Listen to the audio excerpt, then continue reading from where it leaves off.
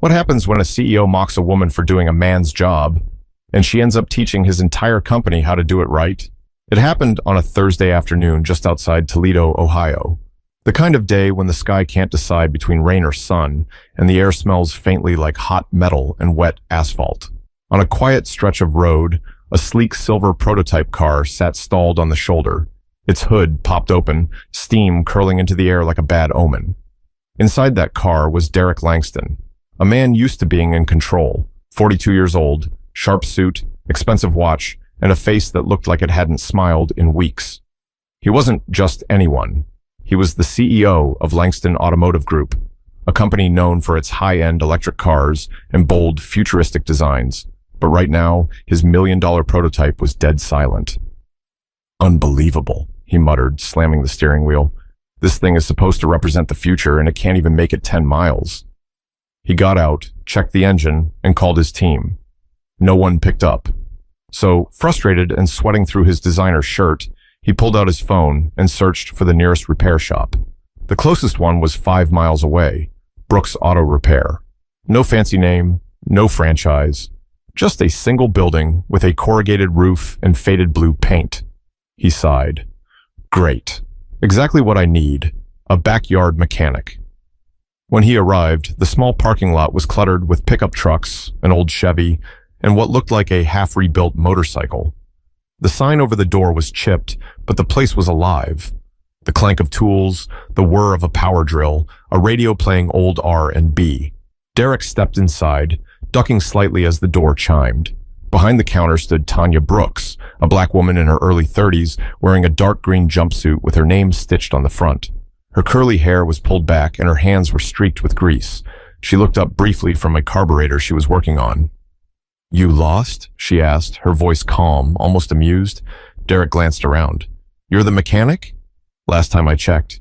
She wiped her hands and nodded toward the car outside. "That yours?" He hesitated, eyeing her skeptically. "Yeah, it's complicated. This isn't your average car, it's a prototype. Top of the line. I need someone who knows what they're doing." Tanya's lips curved slightly. "Lucky for you, I do." He chuckled, a little condescendingly. "You sure about that?" She didn't flinch. "Positive." "Bring it in." And Derek hesitated for a moment, scanning the garage. A mix of organized chaos. There were half-dismantled engines, stacked tires, a workbench covered in tools. It wasn't polished, but it was real. Something about the smell of oil and the faint sound of Luther Vandross on the radio made the place feel alive. He finally agreed. "Fine. But just be careful with it. This thing's worth more than most houses." Tanya smirked. "Then I'll treat it better than most people treat their houses."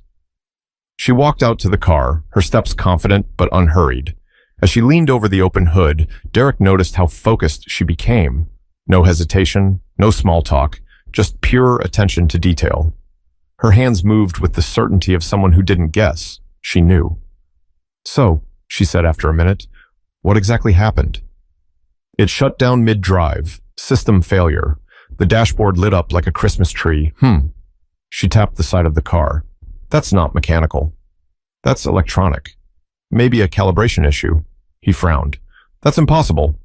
My engineers miss things sometimes," she interrupted smoothly. "Happens to the best." He didn't like that. Derek was used to people listening when he talked, not cutting him off. But there was something about her tone, calm but confident, that made him pause. While Tanya hooked up her diagnostic tools, one of her coworkers, a tall guy named Reggie, wandered over. "Yo, Tanya," he said, nodding toward Derek. "You working on that car?" "Yep." Reggie whistled. "Man, that thing looks like a spaceship." "It's supposed to," Derek said proudly. "Cutting-edge design. Self-learning. AI system. Costs more than your whole operation here." Reggie raised an eyebrow, but stayed quiet. Tanya shot Derek a glance that could slice through steel. "I don't care what it costs. If it's broken, it's broken." There was a brief silence before Derek laughed. Short, sharp, a little arrogant. "All right, Ms. Brooks. Tell you what, if you can fix this thing, I'll marry you." Reggie's eyes widened, and the two younger mechanics nearby burst out laughing. Tanya didn't even blink. "Better hope you brought a tux then," she said flatly, turning back to the engine. The laughter died down quick. Derek looked slightly taken aback. He wasn't expecting her to fire back like that. You've got some confidence, she shrugged. Confidence gets engines running. Ego just makes noise. He wanted to respond, something witty, something to reassert control. But for once, the words didn't come. As Tanya continued inspecting the car, she noticed a faint ticking sound coming from the converter system. Subtle, but not normal. She crouched lower, eyes narrowing. The CEO hovered nearby, arms crossed, impatient. You're gonna stand there the whole time? She asked without looking up. I just want to make sure that I don't mess up. Yeah, I figured. The corner of Derek's mouth twitched. You always this blunt? Only when someone underestimates me before I've even picked up a wrench. He went quiet. For the first time, he didn't feel like the one with the upper hand. Minutes stretched into an hour. Tanya moved methodically, scanning data on her tablet, tracing wires, jotting notes on a grease-stained pad. Derek watched her, a mix of curiosity and annoyance swirling in his chest. He'd met dozens of engineers in tailored suits, but none of them worked with this kind of focus. Outside, the sun began to dip, and the shop's fluorescent lights flickered on. Reggie leaned against the doorframe, whispering to a coworker, "You think she's actually gonna fix it?" The other guy grinned. "Man, this is Tanya. She can fix a lawnmower," with a paperclip Derek overheard and rolled his eyes, but deep down, he was starting to wonder if maybe, just maybe, he'd misjudged her. But the truth was, Tanya wasn't just fixing an engine. She was about to teach a man who had everything what humility really looked like. Derek Langston leaned against the wall, arms folded tight, his jaw set like concrete.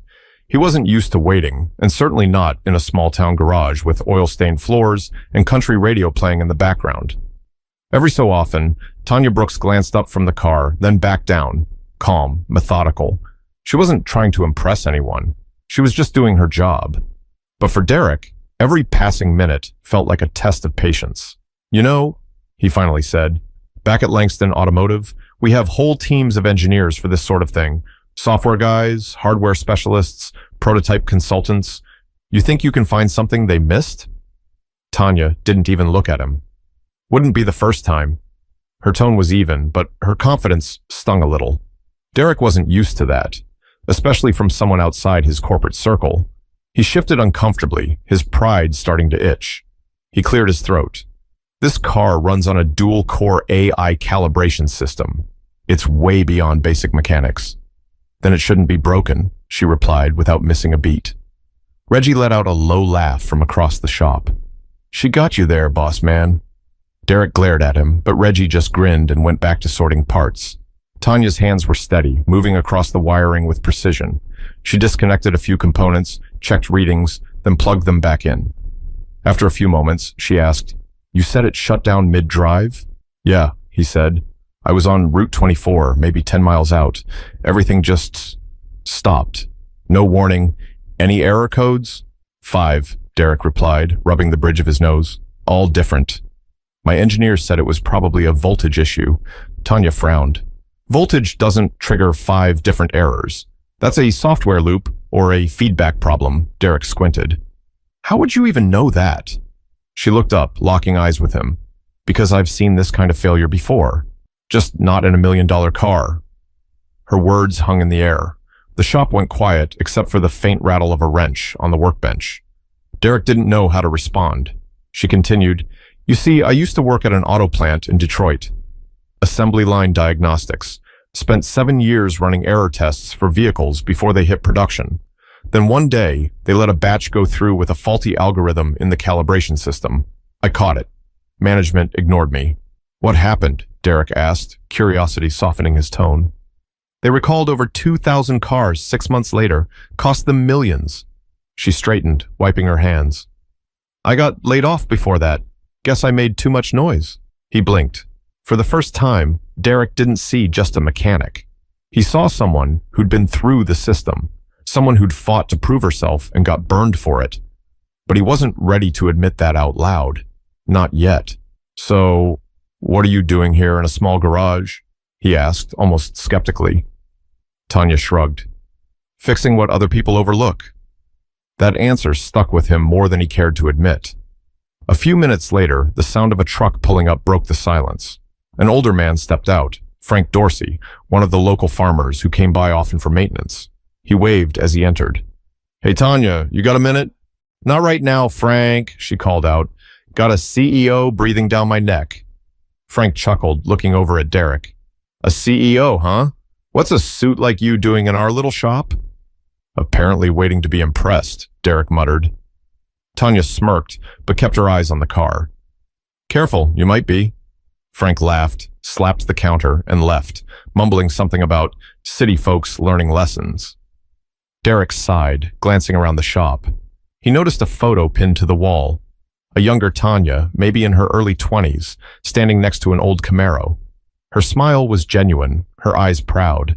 Beneath it, a quote written in marker. "You don't earn respect by talking about what you can do. You earn it by doing it." He read it twice. Something about it made him uneasy, like it was directed straight at him. Finally, he broke the silence again. "You really think you can fix this thing?" Tanya stood up, wiping her hands with a rag. "No," she said simply. "I know I can." That confidence, that quiet certainty, rubbed him the wrong way, but also intrigued him. It wasn't arrogance. It was truth. He laughed sarcastically, trying to shake off his discomfort. "You've got guts, I'll give you that." She turned, crossing her arms. "You think it's guts because you've never had to work twice as hard to be taken seriously." Derek blinked, caught off guard by how direct she was. "Excuse me?" "You heard me. Guys like you walk into a room and people assume you're competent. I walk into one and they assume I'm lucky to be there. So yeah, I've got guts. Because I have to." Reggie whistled under his breath. "She's not wrong." Derek exhaled slowly, looking away. The truth stung, but he couldn't argue it.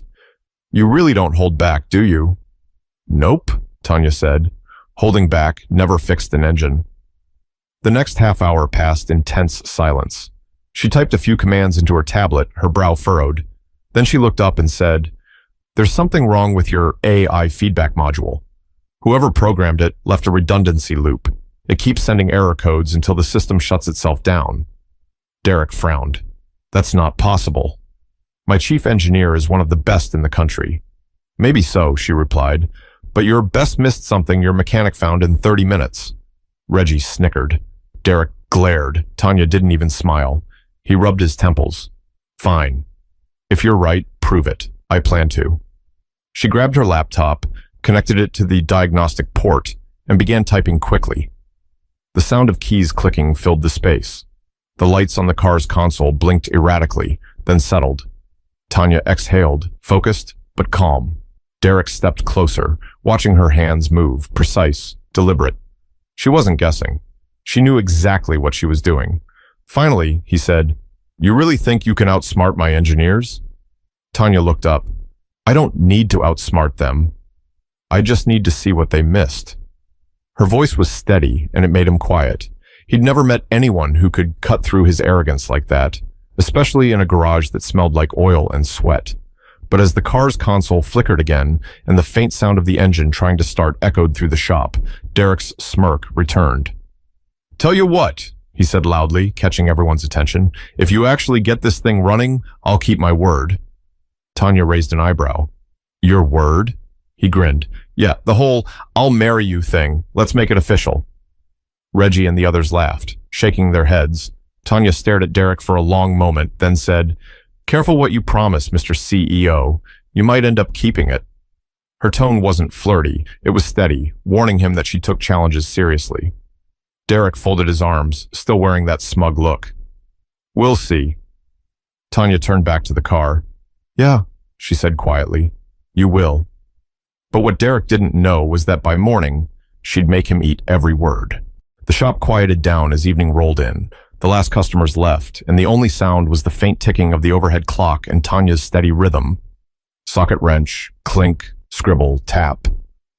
The silver prototype sat on the lift like a patient on an operating table. Reggie stretched his arms. "You really gonna stay all night with this thing?" Tanya didn't look up. "Yeah." I want to see what's going on with its onboard systems. Reggie chuckled, shaking his head. You're something else. I'm clocking out before that thing starts talking back. Go ahead, she said, smiling faintly. I got it. As Reggie left, Derek stayed, leaning on a stool, scrolling through his phone, pretending to be bored. But he wasn't. He was watching her. The way she moved, the way her eyes scanned each line of code, how she didn't waste a single motion. He cleared his throat. You sure you don't want help? I could call one of my techs. They could walk you through the architecture. I don't need a map to find my way, Tanya replied. That's not what I... She glanced at him. Yeah, it is. He sighed, setting his phone down. You always like this? Like what? So confident. Like you've got something to prove. Tanya stopped typing, her shoulders stiffening for a second. I stopped trying to prove myself a long time ago, she said. Now I just fix what's broken. That's enough. Derek tilted his head. You don't strike me as someone who settled. I didn't settle. I adapted. He frowned. What's that supposed to mean? She let out a soft laugh. It means when doors don't open for you, you build your own damn garage. That shut him up. For the first time, Derek wasn't sure if he admired her or felt called out. Maybe both. The lights above flickered as the storm outside rolled in, tapping against the roof. Tanya adjusted the sensors and plugged her tablet into the car's core system. On her screen, lines of diagnostic data scrolled fast. Temperature logs, pressure readings, software flags. She muttered to herself, There you are. Come on, talk to me. What? Derek asked. Your calibration system's caught in a loop. Whoever programmed this forgot to write a reset condition. So every time the AI tries to correct itself, it doubles back, like chasing its own tail. He frowned. That doesn't make sense. We ran dozens of simulations, and not one of you actually tested it on the road, she said. You trusted your software too much. The truth hit him harder than he wanted to admit. Tanya cracked her knuckles and got to work. Her laptop screen reflected in her eyes as she typed fast, rewriting lines of code, disabling sensors, reconfiguring input parameters. The air smelled faintly like ozone and rubber. Derek found himself leaning closer without realizing it. You always this focused? He asked quietly. Tanya didn't answer right away. My dad used to say, if you're not paying attention, the car will tell on you. Your dad was a mechanic too? She smiled softly. Yeah, he ran a little shop out in Flint. Used to fix cars after his factory shifts. He taught me how to pull an alternator before I learned multiplication. That explains a lot, Derek said. You got it in your blood. Guess so. He passed away a few years ago, though, heart attack. I took over what was left of his tools and kept going. Haven't stopped since. He nodded slowly, watching her hands move again. Something about that story settled in his chest like a weight. He'd be proud. Tanya gave a small smile but didn't look up. He'd probably tell me I'm charging too little. Derek chuckled quietly, and for the first time that night, there was no tension in his voice. Just something human. Hours passed. The rain eased, the night deepened. Tanya wiped her forehead, left a streak of grease, then crouched to check under the hood again. Derek offered her a water bottle. She hesitated, then took it. You ever think about working in a big company? He asked. No, she said flatly. Why not? Because I've seen how they treat people like me. He blinked, unsure how to respond. People like you? Women who don't fit the mold. Especially black women. You have to be perfect just to be considered average. And even then, they still doubt you. Her tone wasn't bitter, it was calm. The kind of calm that comes after years of fighting the same battle. Derek's gaze dropped. He'd been in those boardrooms. He'd seen how easily women's voices were ignored, dismissed, or talked over, and he'd done nothing about it. He took a breath. Maybe it doesn't have to be that way. Maybe, she said, but it usually is. Silence settled between them again, the kind that feels like truth instead of awkwardness. Tanya glanced at the screen, typed one last line of code, and pressed enter. The car's console lights flickered, blinked once, then twice, and went still. She exhaled. Okay, that's either good news or really bad news. Derek leaned forward. Which one is it? We'll see. She adjusted a wire, turned the key in the ignition, and waited. The engine clicked, coughed, then fell silent again. Derek shook his head. Guess it's not that simple after all. Nothing worth doing ever is, she murmured. She climbed into the driver's seat and began scrolling through the digital display. Her fingers moved like a pianist's, quick, deliberate. She reset the circuit manually, ran a fresh diagnostic, then turned the key again. This time, the dashboard lit up clean. No red warning lights, no error codes, just a smooth blue glow. Derek's eyebrows rose. That's new. Tanya didn't celebrate yet. She listened closely. Do you hear that? Hear what? The silence. That's how I know it's right. When a car stops complaining, it's finally talking the way it should. Derek stared at her, momentarily speechless. He'd met engineers who could build cars, but Tanya understood them. The rain stopped. The clock read 10:47 p.m. Tanya stepped out of the car, wiping her hands. All right, Mr. CEO, we're about halfway there. Halfway, he asked. Yeah, the software's fixed, but now I need to make sure it wasn't masking a physical fault. You mind staying a little longer? He looked at his watch. I guess I don't have much choice. You always have a choice, she said, smirking. Just depends if you want to leave here tonight or tomorrow. He laughed under his breath. Fine. Do your thing, Brooks.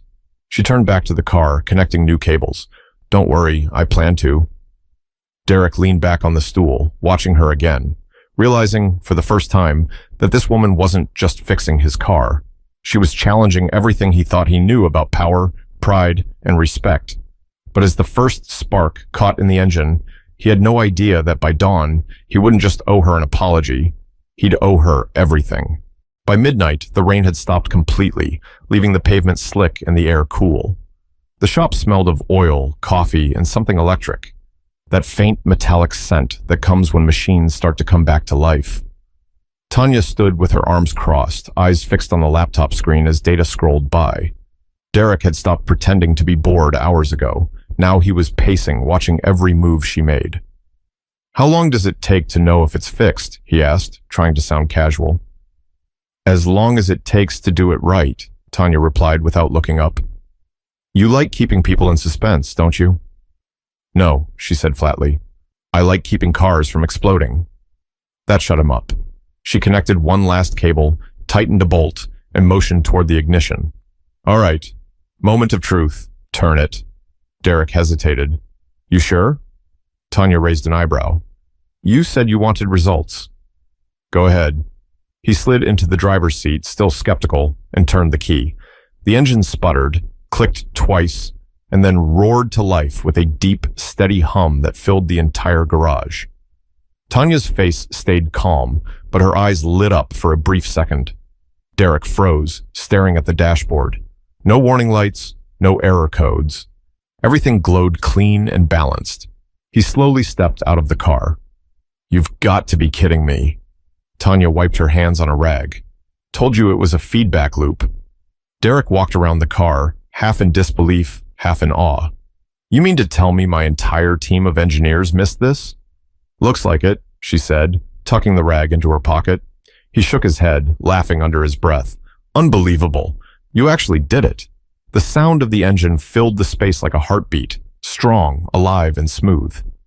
Reggie, who had wandered back in after hearing the noise from the street, froze at the door. Yo, you got it running? He shouted. Tanya pointed toward Derek. He did the honors. Reggie's mouth fell open. No way. That thing was dead. Not anymore, Tanya said. Reggie whooped, smacking the doorframe. You're a magician, girl. Derek crossed his arms, trying to hide his embarrassment. Guess I underestimated you. Tanya turned toward him, her expression unreadable. Guess so? He hesitated, then said quietly, You know, I didn't actually think you'd fix it. I know, she said. You made that pretty clear.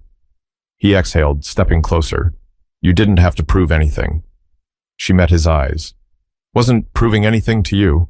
For a second, the room felt heavier, like there was more being said than either of them wanted to admit, the kind of silence that only happens when pride meets truth. Derek looked down, running a hand through his hair. You ever think about what you just did? You fixed something no one else could. That's not luck. I don't believe in luck, Tanya said. I believe in skill and work, and the fact that sometimes the people who talk the loudest aren't the ones who know the most.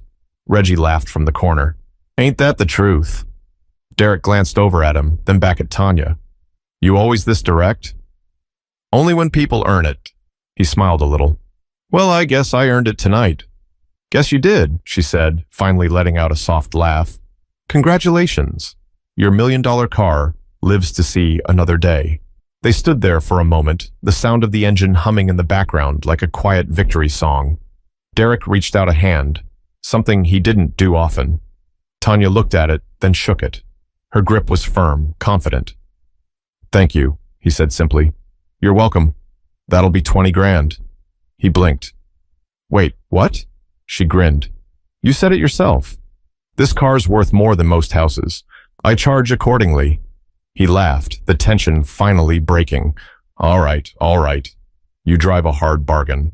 I fix harder engines, she replied, turning back to her workbench. He watched her for a moment longer, his pride giving way to genuine admiration. There was something about her, something he couldn't quite name. It wasn't just skill, it was conviction. Listen, he said finally, I'd like to show my team what you did. They could learn something from you. Tanya looked over her shoulder. Your team? The ones who designed it wrong? Exactly, he said. You'd be surprised how much they think they know. She paused, clearly considering it. You want me to go to your company? He nodded. Langston Automotive, downtown Detroit, just one day. Walk them through what happened. Her face was unreadable. You want me to teach your engineers? More like, remind them what real skill looks like. She chuckled. You sure they'll listen to me? They'll have to, Derek said. They don't have a choice. Tanya stared at him, gauging if this was another setup, another joke, but there was something different in his voice now, a kind of respect she hadn't heard before. I'll think about it, she said finally. Fair enough, he replied, but I'll tell you right now, they won't forget you. She turned back to the car, tapping the hood lightly. Neither will you, Mr. Langston. He smiled faintly. No, I don't think I will. The engine idled softly, its sound echoing through the small shop. The storm clouds outside had cleared, and moonlight filtered through the dusty windows. For the first time that night, Derek felt something strange. Not victory, not relief, but humility. He'd walked in here expecting to laugh at a small-town mechanic. He was leaving with a lesson that would stick with him far longer than the drive back to Detroit. As he turned to leave, Tanya called after him, Hey, Langston! He looked back. Next time you make a bet like that, she said with a smirk, make sure you're ready to keep it. He laughed, shaking his head. We'll see, Brooks. We'll see. But the truth was, Derek didn't drive home that night thinking about his prototype. He drove home thinking about her, and by morning he'd already made up his mind about what he needed to do next. The next morning, the city skyline was washed clean from the night's storm. Derek Langston sat in his office on the 22nd floor of Langston Automotive's headquarters in downtown Detroit, staring at the silver prototype through the glass wall of the testing bay below. It purred like a dream, flawless, efficient, alive. His engineers stood around it, scratching their heads as they reviewed Tanya Brooks's diagnostic notes. Most of them looked confused, a few looked embarrassed, and one or two quietly muttered that her fix shouldn't have worked, even though it clearly did. Derek leaned back in his chair, rubbing his temples. He hadn't slept much. Every time he closed his eyes, he saw her. Grease-streaked hands, calm voice, steady eyes that didn't flinch when he doubted her. Sir, a voice interrupted. It was Alicia Grant, his executive assistant. Young, sharp, always composed. The team's waiting for your debrief. Do you want to address them now? He glanced down at the car again. No, not yet. I need to make a call first. She raised an eyebrow. To who? He smirked. The woman who fixed what they couldn't. At that same moment, in a small shop off Highway 24, Tanya Brooks was under the hood of a rusted Ford pickup, humming to herself. The morning light filtered through the garage windows, dust catching in the air. Reggie strolled in with a cup of coffee in one hand and a newspaper in the other. You see this? He said, waving the paper. Langston Automotive's making headlines. Says their prototype's back up and running after a mystery software glitch. Tanya didn't even look up. Let me guess. They took the credit. Reggie grinned. Oh, you already know. She laughed quietly, tightening a bolt. I didn't fix it for credit. I fixed it because it was broken. That's the thing about you, Reggie said. You don't even realize how rare that is. Before she could respond, her phone buzzed. She wiped her hands on a rag and picked it up. Brooks Auto. Morning, Ms. Brooks, came Derek's voice, smooth but careful. Hope I'm not interrupting your busy schedule. Tanya smirked. You're calling early for a man who doesn't like being humbled. He chuckled. Touché. Listen, I meant what I said last night. I'd like you to come to Langston Automotive today. Meet the team. Walk them through what you did. She hesitated. You serious? Completely. There was a long pause. You really think your people want to take orders from a small-town mechanic? I don't want you to give them orders, he said. I want them to see what they missed. There's a difference, Tanya leaned against the counter, thinking it over. I'll come. But I'm not dressing up. Wouldn't expect you to, he said. She smiled faintly. All right then. Text me the address. Derek exhaled in relief. You won't regret it. I'll be the judge of that, she replied and hung up. Reggie raised his eyebrows. Was that who I think it was? Yep. And you're actually going? Yeah. Girl, you're about to walk into the lion's den. She shrugged. Good thing I'm not afraid of lions. By noon, Tanya was driving into downtown Detroit in her old blue pickup, the sound of the engine rumbling low and steady. Her jumpsuit was clean, but her hands still bore faint traces of grease. She parked right in front of Langston Automotive's glass tower, the kind of building that looked like it cost more to clean than her shop made in a year. People in suits walked by, giving her curious looks. One man in a tailored jacket even muttered something under his breath about delivery staff using the front entrance. Tanya ignored it. She'd heard worse. Inside the lobby, she approached the front desk. Tanya Brooks. Mr. Langston's expecting me. The receptionist blinked, surprised, then checked her list. Oh, yes, ma'am. He asked me to bring you straight up. Tanya followed her to the elevator, the air thick with that sterile scent of corporate polish and recycled air. She caught her reflection in the mirror. Simple jumpsuit, worn boots, hair tied back. She looked exactly like herself, and that made her smile. When the elevator doors opened, Derek was waiting. He looked different today, less polished, more thoughtful. Tanya, he said warmly, glad you made it. Couldn't resist the chance to watch some engineers squirm, she said. He laughed. They're already squirming.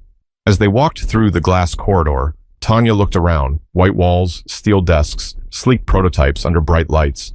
Everything was clean, perfect, and quiet. Too quiet. You ever get tired of how sterile this place feels? She asked. Derek looked around. It's efficient. It's cold, she countered. Machines don't like cold. They like warmth, motion, life.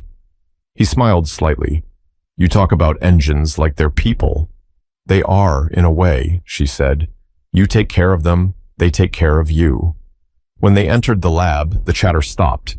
A dozen engineers looked up from their stations, confusion spreading across their faces. One of them, a tall man with wireframe glasses, frowned. Mr. Langston, he said, is this our guest? Yes, Derek said. This is Tanya Brooks, the mechanic who fixed the prototype. The room fell silent. You could practically hear the skepticism. Another engineer, a younger woman with a clipboard, forced a polite smile. No offense, ma'am, but you must have had some help, right? Tanya just grinned. No offense taken. But no, I did it myself. Derek folded his arms. She found a software redundancy loop none of you caught. The older engineer frowned. That's impossible. Tanya stepped forward. So was the car starting last night? But it did. A few of them exchanged looks. One muttered under his breath, probably luck. Tanya caught it and smiled coolly. Funny thing about luck, it looks a lot like skill when you don't understand it. Even Derek had to suppress a grin. She's here to show you what you missed. So take notes. The engineers reluctantly gathered around as Tanya pulled up the system diagnostics on the large screen. Her fingers danced across the keyboard, her voice steady as she explained the issue. Clear, concise, and impossible to argue with. One by one, their expressions changed from skeptical to stunned. When she finished, Derek clapped lightly. Any questions? No one spoke. Tanya turned to the group. Here's something you should remember. Experience doesn't always come from a degree. Sometimes it comes from years of dirty hands and stubborn engines that refuse to quit. The room stayed quiet, but Derek saw something shift. A glimmer of respect. As Tanya unplugged the system, she looked at him and said, "Well, that was fun." He smiled. "You sure know how to command a room." She shrugged. "I don't command, I just tell the truth." But what Tanya didn't know was that her visit wasn't just about a demonstration. Derek had a far bigger plan waiting for her. And by the time the day ended, her life would never look the same again. The conference room at Langston Automotive was a glass box with a perfect view of downtown Detroit. The city stretched endlessly below, gray towers, flashing billboards, and the steady crawl of traffic. Inside, though, you could cut the air with a wrench. Tanya Brooks sat at one end of a long, polished table, her jumpsuit creased but clean, a cup of untouched coffee sitting in front of her. On the opposite side sat Derek Langston and 5 of his senior engineers, all in tailored suits, all watching her like she'd walked into the wrong room. Derek stood at the head of the table, calm but alert. "All right, everyone. You've all seen the data from the prototype. Tanya here found and fixed a critical feedback loop that caused the system shut down." The lead engineer, Calvin Brandt, a man in his 50s with graying hair and a habit of tapping his pen, leaned forward. "With all due respect, Mr. Langston, there's no way a single person caught that. Our systems passed every layer of testing." Tanya crossed her arms. "Then explain why it broke down." Calvin frowned. "There could have been an environmental anomaly." "There wasn't," she interrupted. "I checked. The software was chasing its own correction data. I ran a manual recalibration and removed the recursive loop." Calvin gave a short laugh. "That's not possible. You'd need access to our developer console, which is encrypted." Tanya's eyes flicked to Derek. "You mean that console?" Derek hid a smile. "She used the prototype's direct port. Didn't need your encryption." The room went quiet. Calvin's jaw tightened. "That's highly irregular." "So is your coding," Tanya shot back. A few of the younger engineers coughed, trying to hide their laughter. Derek held up a hand. "All right, let's stay focused. Tanya's here because I asked her to be. We're not here to defend mistakes. We're here to learn from them." Calvin sat back, clearly irritated. "Learn from a mechanic?" That word, mechanic, hung heavy in the room. Tanya leaned forward, her tone calm but sharp. "You say that like it's an insult." He blinked. "It's not." "It is," she said. "But that's okay. You build cars on screens. I build them with my hands. You work from blueprints. I work from what's broken. We're not the same, but we both get results." The silence that followed wasn't polite. It was stunned. Derek couldn't help himself. He smiled. Tanya wasn't just standing her ground. She was winning. After a pause, he said, "Calvin, pull up the engine's live data feed." Calvin sighed, typing reluctantly on his laptop. The screen on the wall filled with numbers, pressure charts, and feedback graphs. Tanya stood, walked around the table, and pointed to a cluster of fluctuating readings. "Right there. You see that oscillation?" Calvin squinted. "It's within tolerance." "For now," Tanya said, "but that's the same kind of inconsistency that caused the loop in the first place. You've got crosstalk between your voltage regulator and the AI's correction feedback." He frowned. "That's not possible." "It is, if your signal's bouncing between unshielded conductors," she said. "You designed the system to talk too much. It's overcorrecting because it doesn't trust its own sensors." The entire table went quiet again. Tanya looked up. "You built a machine that doesn't believe itself." That line hit everyone at once. Even Derek felt it in his chest. For a long moment, nobody said a word. Then Calvin finally muttered, "You know, that's actually a valid point." Derek smirked. "You think?" Tanya stepped back. "You want that car to run like it's supposed to? You need to stop making it second-guess itself. Machines are like people. If you don't give them room to work, they break down under pressure." The young woman with the clipboard from earlier, Hannah Lee, spoke up softly. "That's a really good way to put it." "Thanks," Tanya said. "I try to make things simple." Derek crossed his arms, pride showing just a little. Simple doesn't mean small, folks. It means it works. One of the engineers raised a tentative hand. Ms. Brooks, could you walk us through the manual reset you did? I'd like to replicate it. Tanya smiled. Sure, but don't blink. I move fast. The room eased up as she took over the big screen, showing her steps, her logic, her process. She wasn't flashy about it. She didn't brag. She just knew. By the time she was done, even Calvin looked impressed, though he tried not to show it. When the session ended, Derek turned to the group. Let's give Tanya a round of applause. She just saved us about 6 months of debugging. There was a beat, then polite, and then genuine applause filled the room. Tanya exhaled quietly, offering a small smile. Appreciate it. As the engineers filed out, Derek lingered by the window watching her. You handled that like a pro. She gave a modest shrug. I handle engines. People are trickier. He chuckled. You did more than handle them. You made them listen.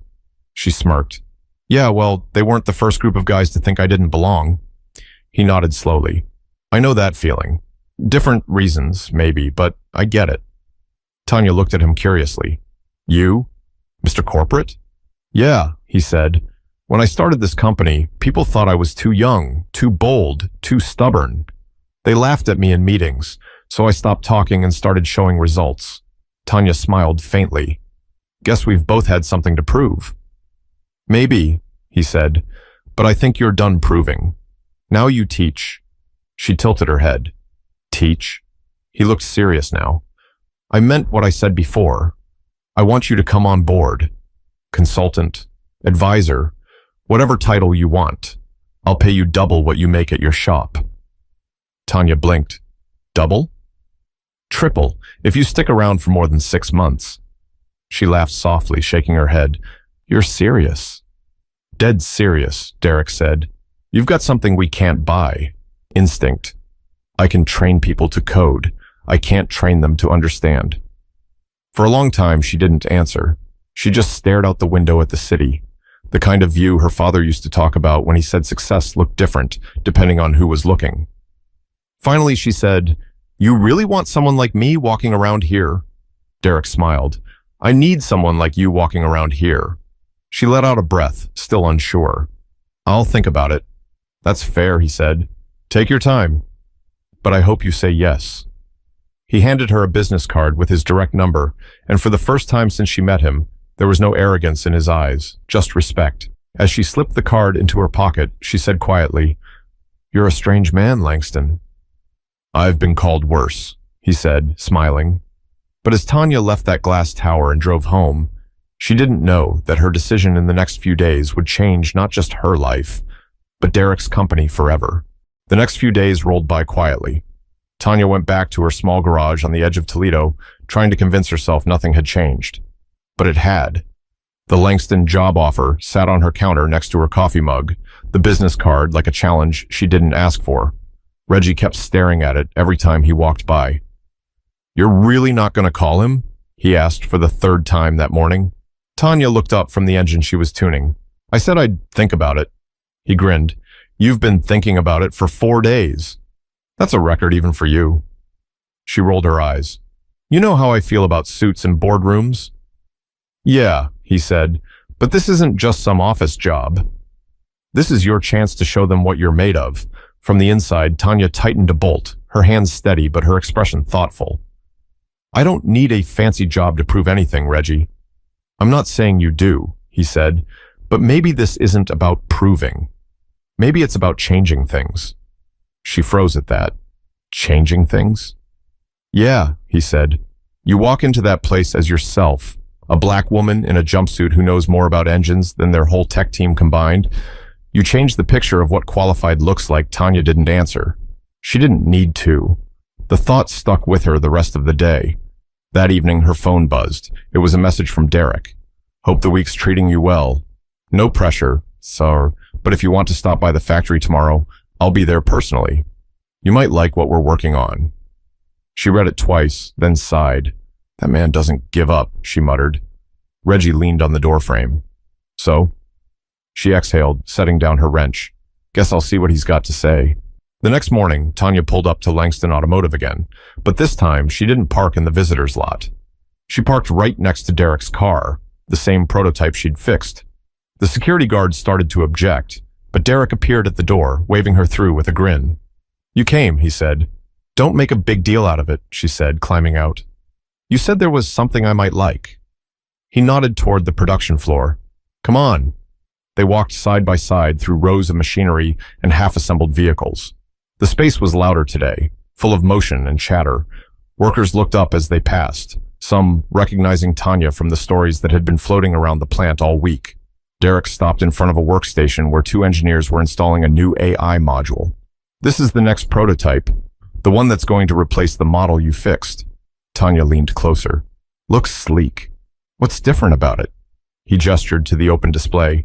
"You tell me." She studied the schematics for a moment, then frowned. "You're using a dual feedback loop again." He smiled. "Good catch. That's what I was hoping you'd say." She turned to him. "So you want me to tell you what's wrong before it breaks?" "Exactly," he said. "But not as a consultant. As a partner." Tanya blinked. "Partner?" "I'm offering you part ownership of our new diagnostic division," Derek said. "You'll lead the team.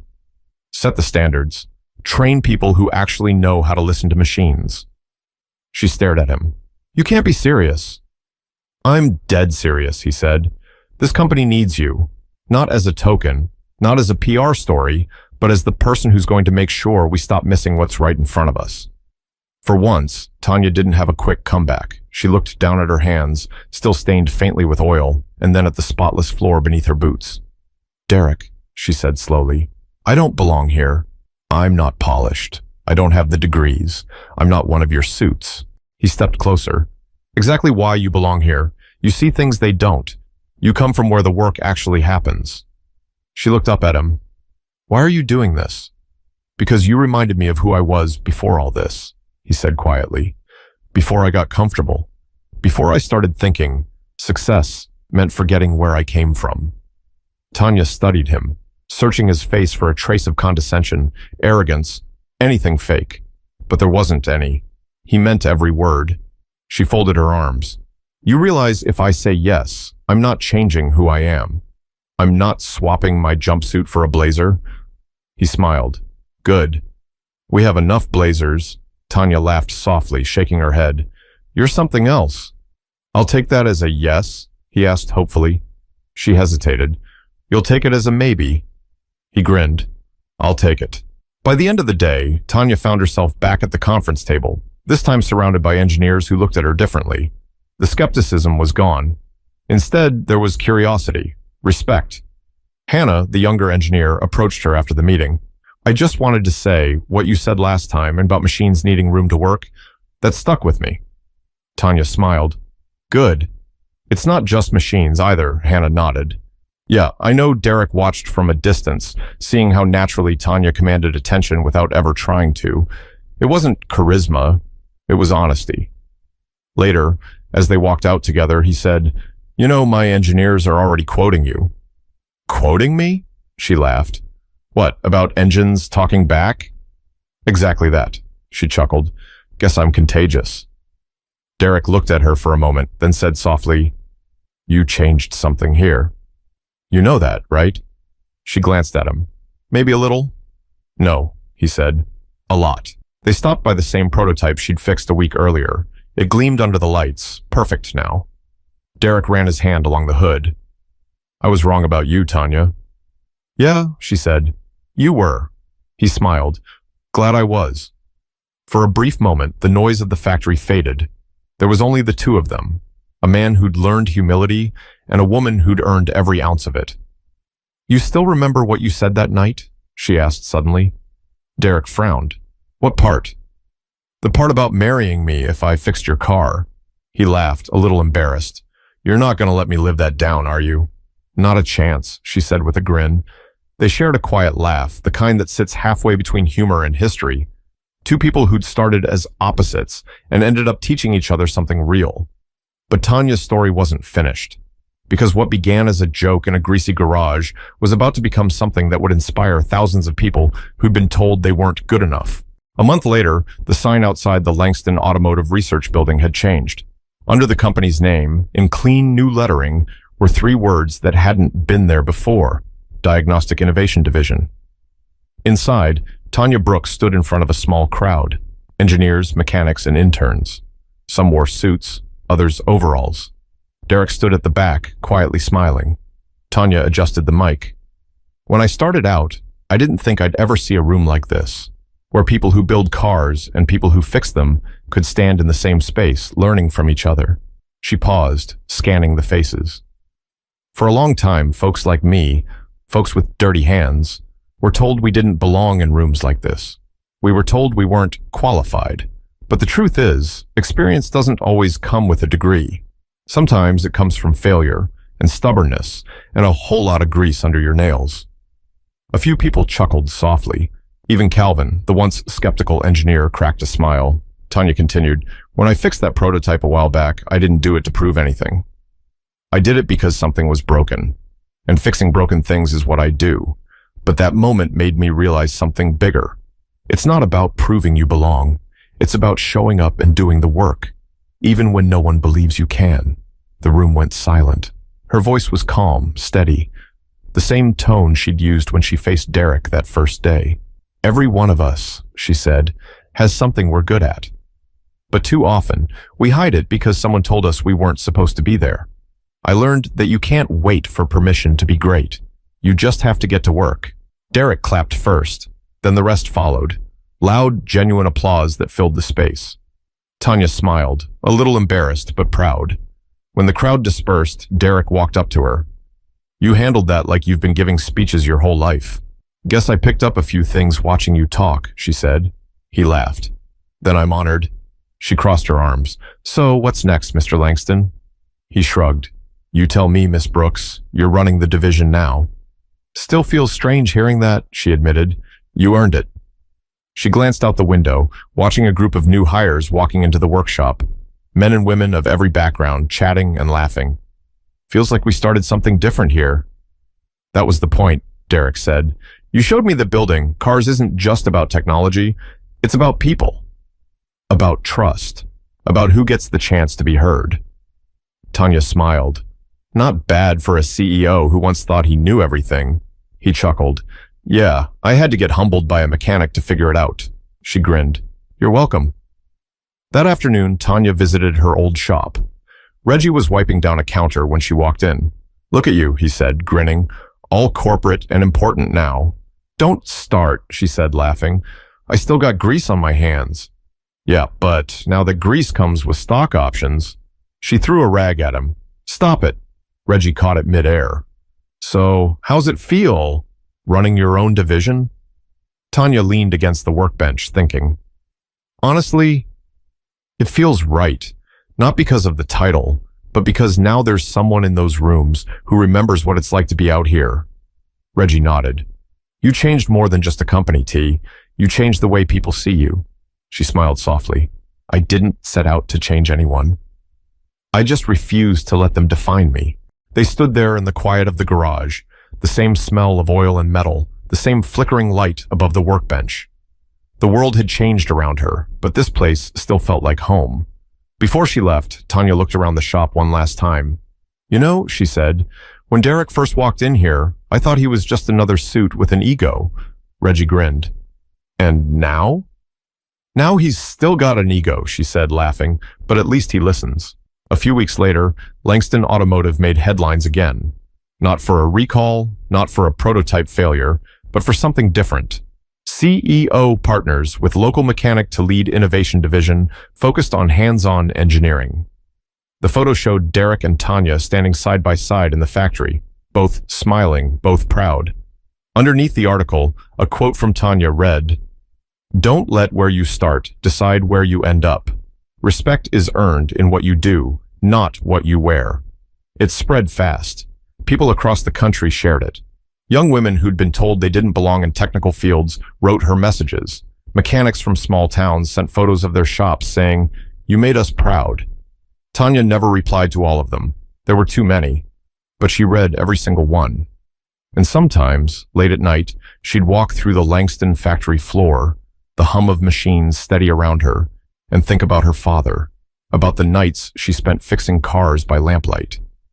She whispered once, quietly to herself, "We did it, Dad." The next morning, Derek found her standing by the new prototype, the one they'd designed together. It was perfect, sleek, efficient, alive. He stood beside her. "You ready for the test drive?" Tanya smirked. "You sure you want to make another bet?" He grinned. "Not unless I'm ready to lose again." She laughed, climbing into the driver's seat. "Good answer." The doors closed and the engine came to life, smooth and powerful, just like before. As they rolled out of the factory, Derek looked over at her. "You ever think how crazy this all started?" Tanya smiled. "Yeah, one man's bad joke turned out to be the best thing that ever happened to both of us." He nodded. "Yeah, it did." They drove into the morning light, the road stretching open ahead.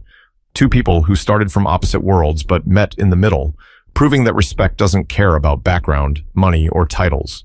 It cares about truth. This story reminds us that talent can come from anywhere, and that real change happens when we stop underestimating people who don't fit our expectations. Whether you're in a garage or a glass tower, what matters isn't what you wear, it's what you bring to the table. So the next time someone doubts you, let your work speak louder than their words. Because when you do, even the ones who laughed will end up listening.